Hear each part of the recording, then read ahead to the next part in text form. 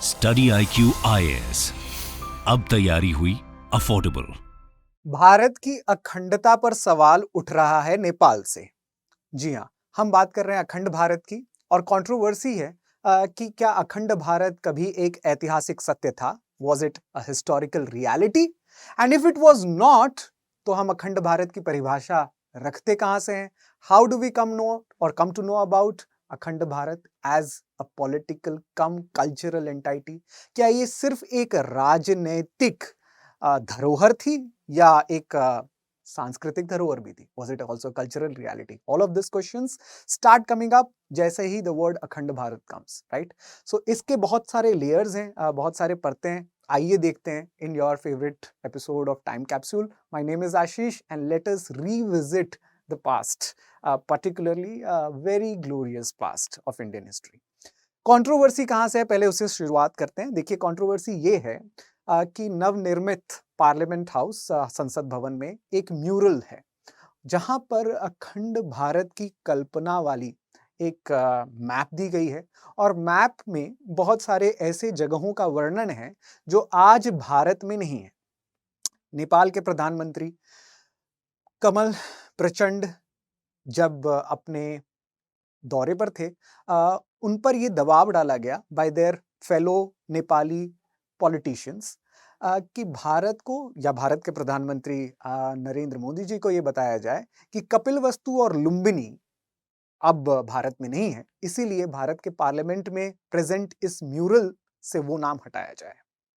यानी कि वो सारी चीजें या वो सारी जगहें जो भारत में अब नहीं है, शायद इस म्यूरल में नहीं होनी चाहिए। Lumbini, we all know that is related to the birth of lord Buddha.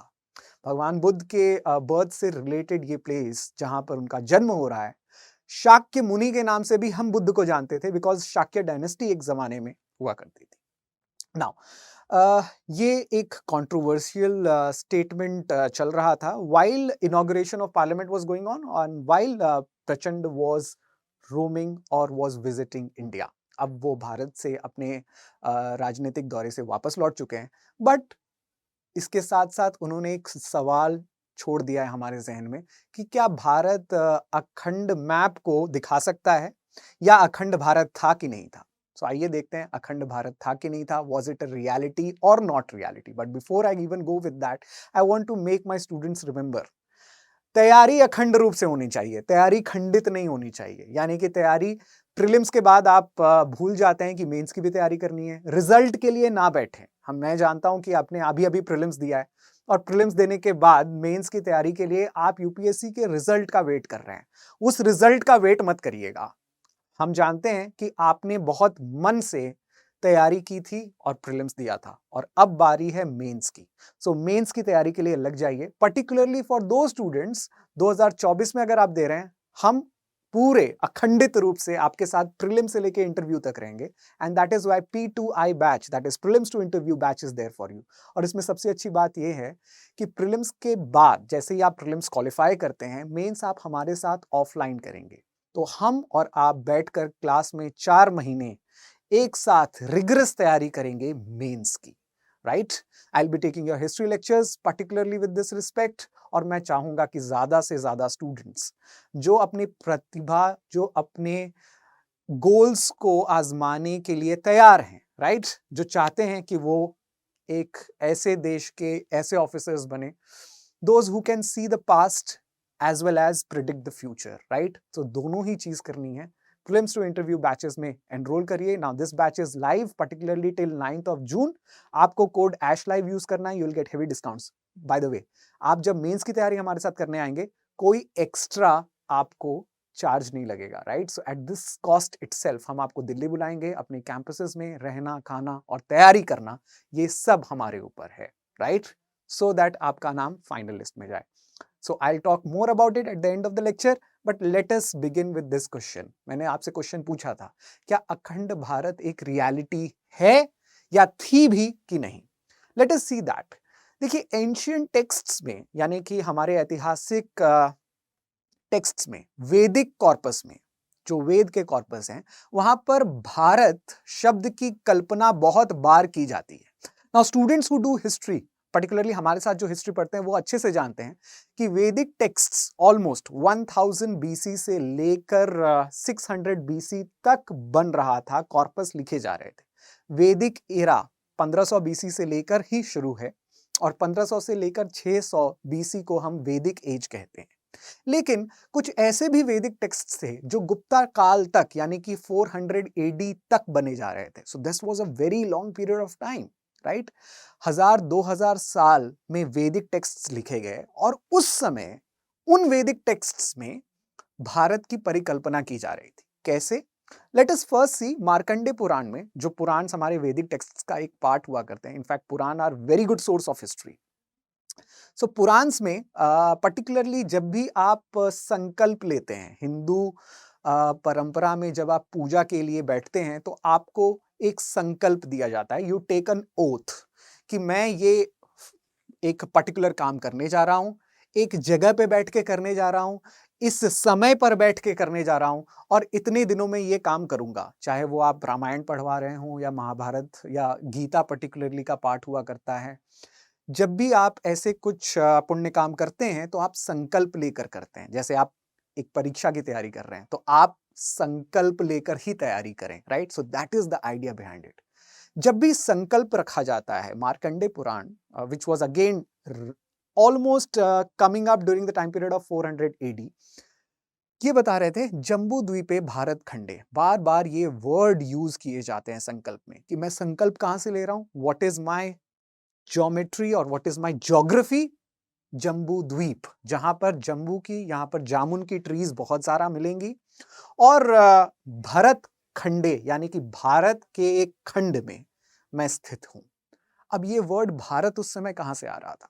Now दो स्टूडेंट्स हु नो कि एंशिएंट पर्टिकुलरली वैदिक टेक्स्ट्स में आर्यव्रत का भी मेंशन्ड है, बट मैं यहां पे आर्यव्रत की बात नहीं कर रहा हूं और ना ही मैं चाहता हूं कि आप आर्यव्रत से कंफ्यूज्ड हो जाएं।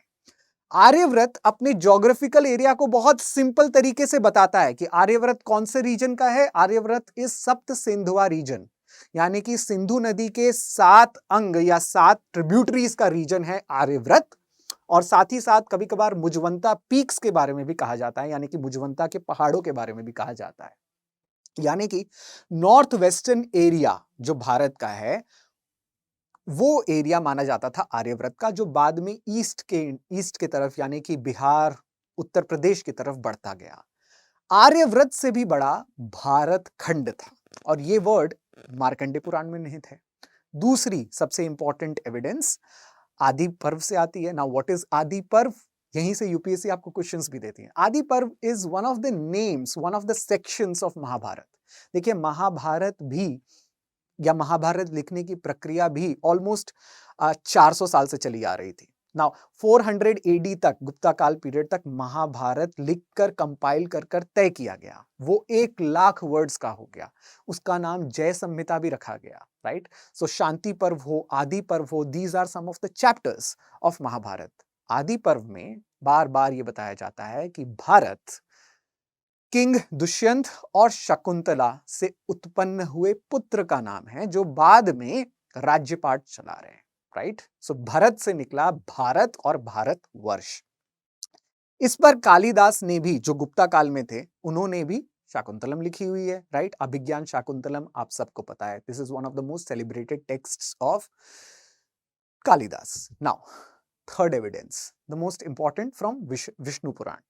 चाहे वो विष्णु पुराण हो, पर्टिकुलरली गुप्ता टेक्स्ट्स में विष्णु पुराण बहुत ज्यादा यूज किए जाते हैं। विष्णु पुराण में श्लोक्स जो हैं भारत के चौहद्दी को बता रहे हैं, यानी कि भारत के 4 पार्ट्स यानी कि उनके बॉर्डर्स को बता रहे थे। अब इस श्लोक को अगर आप देखें, उत्तरम यत्य समुद्रस्य हिमाद्रश्च व दक्षिणाम, यानी कि उत्तर में समुद्र से जब आप उत्तर में जाएंगे, यानी कि इंडियन ओशन से जब आप उत्तर में जाएंगे तो हिम तक यानी कि हिमालय तक, और हिमाद्रश्य दक्षिणाम यानी कि नॉर्थ हिमालय से जो नीचे का पूरा एरिया है वो। वर्षम तदम भारतम नाम भारती यत्र संतति, जो वर्ष आपको दिख रहा है, जो पूरा भूभाग आपको दिख रहा है, जो पूरा लैंड मास आपको दिख रहा है, वो भारत और भारती है। इतना ही नहीं, वैदिक आर्यंस, कभी कभार उदीची, प्राच्य, दक्षिण पथ, ध्रुव मध्य मंडिस या उदीची ऐसे डायरेक्शंस के नाम भी बोलते थे। प्राच्य का मतलब हुआ ईस्ट, प्रतिछाया का मतलब हुआ वेस्ट, उदीची का मतलब नॉर्थ, ध्रुव मध्य मंडिस का मतलब मिडिल पठार plateau, the Deccan plateau out there, और दक्षिण पथ का मतलब दक्षिण।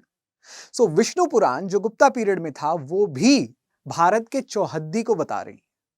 जब गुप्ता पीरियड ने पूरे भारत को, या गुप्ता काल के शासकों ने पूरे भारत पर कब्जा नहीं किया था, तब भी ये सारी टेक्स्ट्स भारत के चौहद्दी को बता रही थी। ये कुछ ना कुछ एविडेंस देता है। हालांकि मिनिस्ट्री ऑफ एक्सटर्नल अफेयर्स की तरफ से आए एक स्पष्टीकरण में यह बताया गया कि जो म्यूरल की बात हो रही है पार्लियामेंट हाउस में, वो एक्चुअली अशोकन एम्पायर को दर्शाती है। सो अशोका के एम्पायर, पर्टिकुलरली मौर्य काल के अशोका के जो एम्पायर हैं, उसके चौहद्दियों को बताती हैं, उसके बाउंड्रीज को बताती हैं। तो उसमें आप यहां पर देख सकते हैं कि कांधार, पर्टिकुलरली जो अब प्रेजेंट डे अफगानिस्तान से है, till the area of Tamilakam, right, south में तमिलकम, जहां से अगर मैं कहूं जो बालाजी की मंदिर हैं, या पर्टिकुलरली जो तिरुपति हिल्स हैं, तो तिरुपति हिल्स से दक्षिण तिरुपति हिल्स तक खुद अशोका अपने 13th रॉक एडिक्ट में बताते हैं कि वहां से तमिलकम या तमिल वाला रीजन शुरू होता है। तमिल बोलने वाले वंशज वहां पर रहा करते हैं। तो वहां तक अशोका की चौहद्दी हुआ करती थी या बाउंड्रीज हुआ करती थी। अब ये सारे बाउंड्रीज म्यूरल्स में जरूर बताए गए, जिसमें प्रेजेंट डे नेपाल भी था। इनफैक्ट प्रेजेंट डे पुनरावर्धन, जो आप बांग्लादेश भी कह सकते हैं, वो भी था, right. That was the bigger Ashokan empire, right. हमें बहुत सारे जगहों से अशोका के रॉक एडिक्ट्स, पिलर एडिक्ट्स भी मिलते हैं। लुम्बिनी जिसकी बात हो रही है, वहां से पिलर एडिक्ट मिलते हैं अशोका के, जो हमें अशोकन पीरियड के टैक्स स्ट्रक्चर को समझने में काम आती है। अब ये सारी बातें फिर भी हमारे क्वेश्चन को आंसर नहीं करती, क्योंकि ठीक है, एक जवाब देने के लिए तो आप कह सकते हैं कि हाँ, अशोकन टाइम पीरियड पे भारत इतना बड़ा था, लेकिन और भी बहुत सारी जगह हैं जहां पर अखंड भारत की कल्पना की जा रही थी। Now start looking at Sri Lanka. Simhagiri भी कहा जा रहा था इसे। Sri Lanka was captured, for example Samudragupta के समय पर, Samudragupta who was one of the Gupta rulers out there, उनके समय पर Sri Lankan rulers such as Meghavarman permissions मांगते थे समुद्रगुप्त से कि सर मुझे बोधि टेम्पल में मंदिर बनाना है, पर्टिकुलरली बोधि ट्री के पास, यानी कि बोध गया में मुझे भगवान बुद्ध का मंदिर बनाना है, आप हमें आज्ञा देंगे तो हम मंदिर बनाएंगे। इतना ही नहीं, चोला टाइम पीरियड पर, पर्टिकुलरली राजराज और राजेंद्र चोला, इन दोनों शासकों ने चोला के समय में, that is from the time period of 8th century to 12th century, मैं चोला शासक वंश के बारे के टाइम पीरियड में बता रहा हूं, but particularly from 1014 AD onwards, जब राजेंद्र चोला का शासन शुरू होता है, श्रीलंका भारत के कब्जे में था।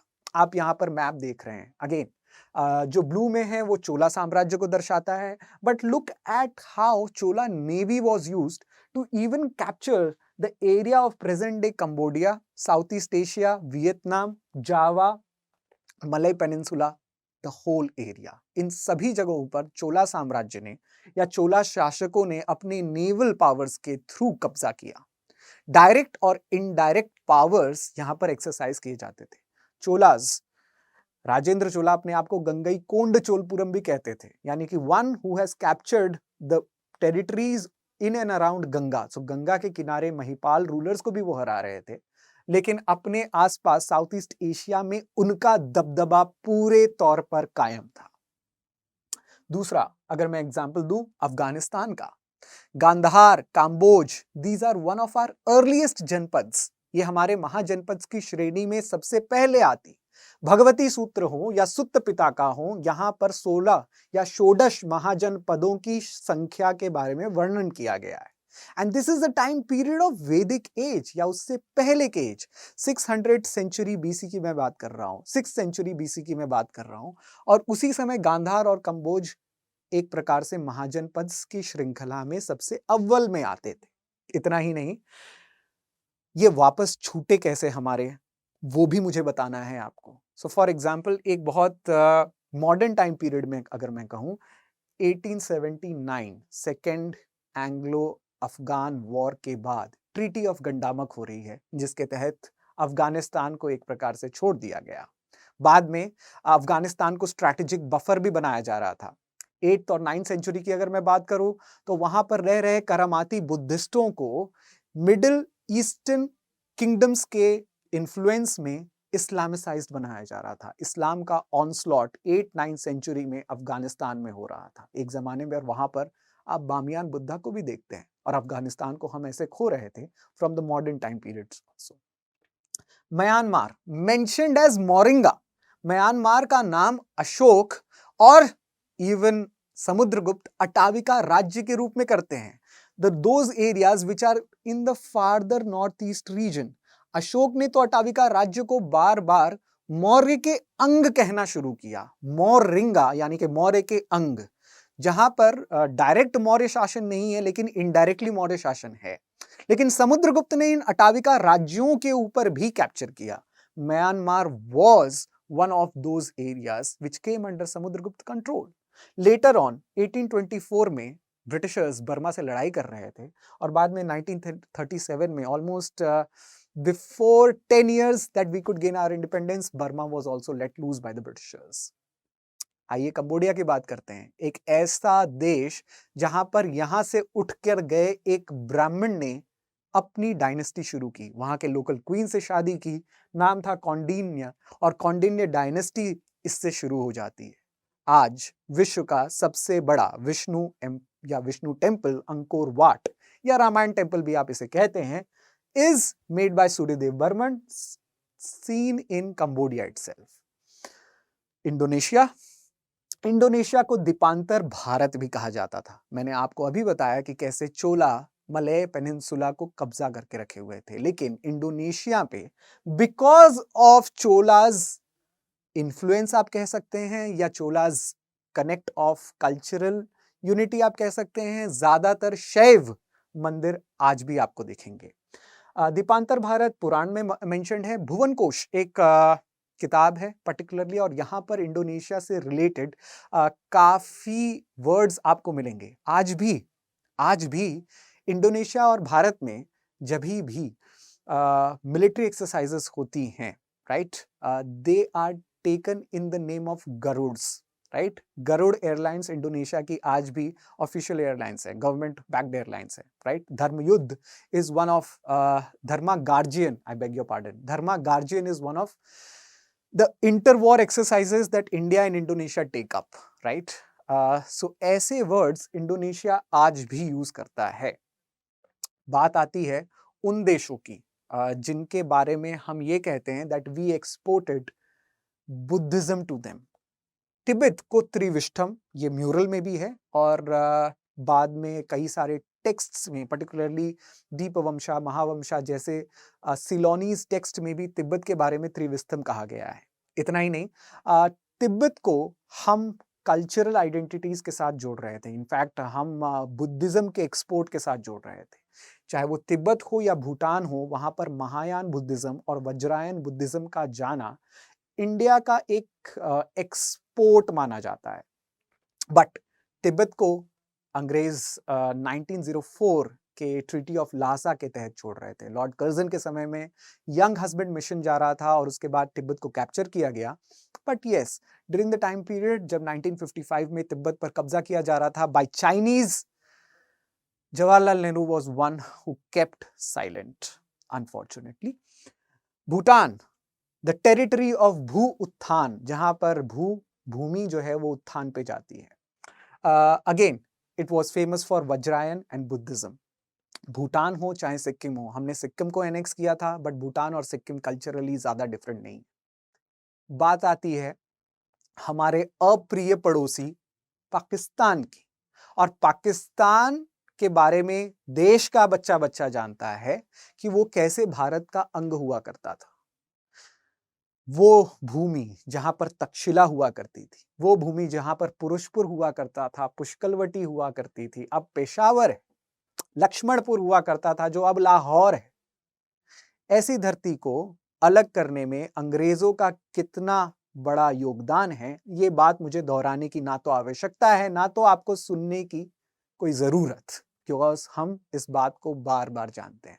बट जानने वाली बात ये है कि पाकिस्तान और पाकिस्तान में चलने वाले इफ आई मे से एजुकेशन पॉलिसीज अपनी हिस्ट्री को ट्रेस इंडस वैली सिविलाइजेशन से नहीं करते हैं।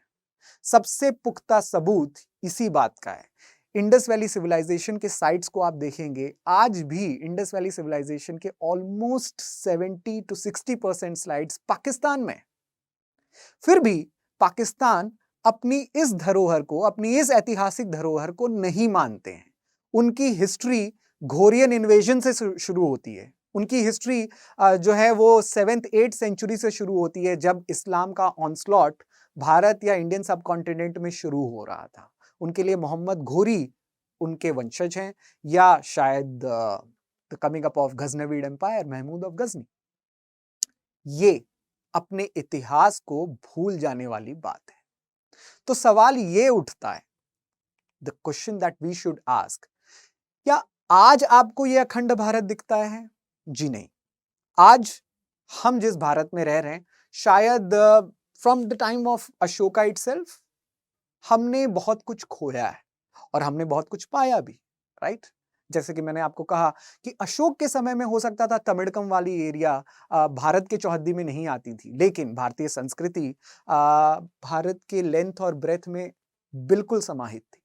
सो जैसे कि मैंने आपको कहा, जो एंशियंट टाइम पीरियड में हमें दिखता है वो आज नहीं है, लेकिन इसका यह मतलब नहीं कि हम अपने इतिहास को नहीं दोहराएंगे। As I said, celebrating a past glory is absolutely right, but telling that अखंड Bharat is a political unity at this point of time हमें practical भी होना चाहिए। हम आज अपने अखंड भारत में पुनरावर्धना, समटाटा जैसे, यानी कि लखनौती एक प्रकार से कहा जाता था बांग्लादेश वाले एरिया को, वो हम खो चुके हैं। सुवर्ण भूमि, सुवर्ण द्वीप, जहां पर north east areas, right, Bhutan हो, म्यांमार हो, या इंडोनेशिया हो, जावा सुमात्रा हो, जो एक जमाने में कंट्रोल में हुआ करती थी इंडियन प्रिंसेस के, वो अब हमारे कंट्रोल में नहीं है। Obviously these are political realities. जैसे जैसे हम मिडीवल और मॉडर्न इंडिया में गए, हमारी जियोपॉलिटिक्स चेंज होती गई। हमारे डायनेस्टीज अपने बॉर्डर्स को बढ़ाते और घटाते दोनों रहे। लेकिन क्या इसका यह मतलब है कि हम अपने पास्ट ग्लोरीज को याद भी ना करें? यह बिल्कुल गलत मतलब है। So parliament, obviously parliament which is known as the biggest panchayat of the country, right? Parliament जो है वो देश की सबसे बड़ी पंचायत है, और वहां पर देश के इतिहास को अगर दोहराया जा रहा है, पर्टिकुलरली बाय दिस गवर्नमेंट, तो इसमें बुरा क्या है? अगर अशोक के साम्राज्य को दिखा रहे हैं तो समुद्रगुप्त के भी साम्राज्य को दिखाइए, चोल वंश के साम्राज्य को भी दिखाइए, और साथ ही साथ भारत पर हुए नैतिक अनैतिक, if I would say, Wars को भी दिखाइए। हिस्ट्री एक टोटलिटी में दिखनी चाहिए। अच्छे बुरे वक्त को ही अगर हम याद करें तो ही हमारा कल अच्छा हो सकता है। We have to learn from our mistakes to make the future a better place. So I hope you liked my presentation, particularly with respect to अखंड भारत। आशा है कि आप इससे जुड़ी हुई चीज पूछना चाहेंगे, और अगर पूछना चाहेंगे तो मैं ऑब्वियसली टेलीग्राम पर मौजूद हूं आपके क्वेश्चंस के लिए, सजेशंस के लिए भी मौजूद हूं, और साथ ही साथ यूपीएससी से रिलेटेड, पर्टिकुलरली प्रीलिम्स, मेंस और इंटरव्यू से रिलेटेड आपकी तैयारी में स्टडी आईक्यू हमेशा तत्पर है। So for that you have to take admissions into our P2I batches. P2I batches, जैसा कि मैंने आपको बताया, आपको सिर्फ और सिर्फ प्रीलिम्स की तैयारी करके छोड़ नहीं देता है, वो मेंस की तैयारी आपके साथ करेंगे, right? So that will be an offline course that we will do. It will be a mains residential program, इस बात को ध्यान रखिए। दूसरी चीज, इसी के साथ साथ आंसर राइटिंग्स भी होंगे, मेंटरशिप भी होंगे, करंट अफेयर प्रोग्राम्स, डेली के करंट अफेयर्स मॉड्यूल्स आपको मिलेंगे, ताकि आप जो न्यूज़पेपर पढ़ते हैं, आप जहां से करंट अफेयर्स पढ़ते हैं, उसके साथ साथ हम भी आपके साथ तैयारी में लगे रहेंगे, सो दैट आपके लिए 1-2 घंटे की पढ़ाई आधे घंटे में हो जाए और राह थोड़ी आसान हो जाए। देखिए दोस्तों, कोशिश ये है कि किसी भी तरीके से, अगर आपने ये सपना देखा है कि इस देश में आपको सर्व करना है, you have to give your labour, you have to give your intellect, you have to give your contribution to the country, right?